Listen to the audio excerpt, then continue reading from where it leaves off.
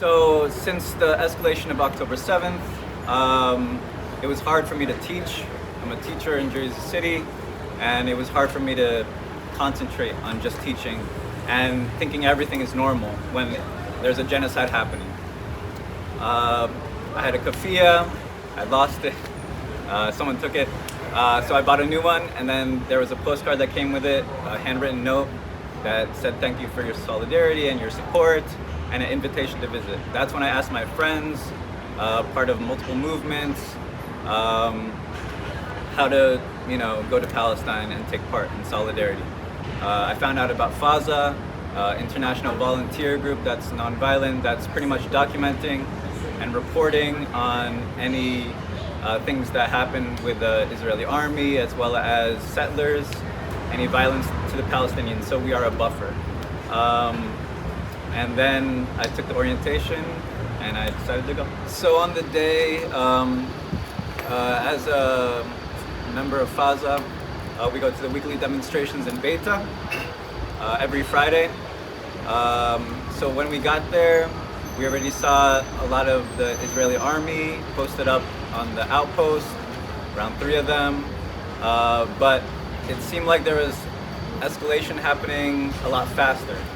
So we did the Juma prayer without incident, but that was like 5-10 minutes, and then after that, tear gas was shot at us and live rounds.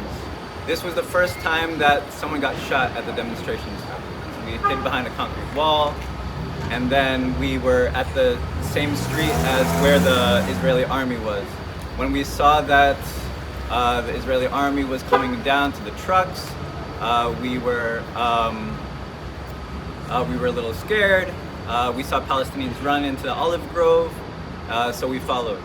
That is when the Israeli army shot at us, tear gas, as well as the live rounds.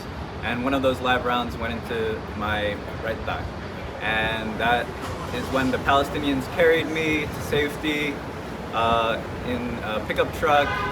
And even going to the hospital, we were stopped 3 times by the Israeli army, 2 checkpoints, and 1 time they blocked us with the army trucks as well to the hospital.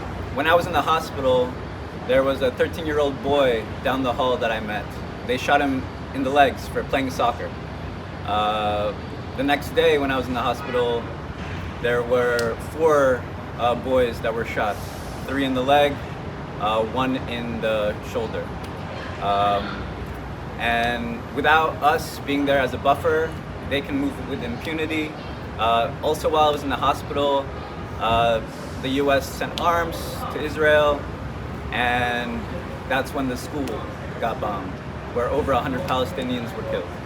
The US Embassy reached out, I gave them a statement. I will be giving them consent to report, but that was it. No state officials, no politicians reached out to me, just the embassy when they found out.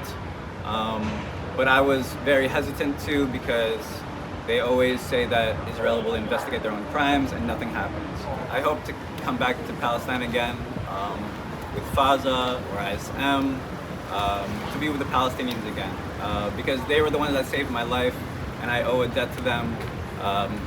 And I also just love the love and care that they showed me when I was there.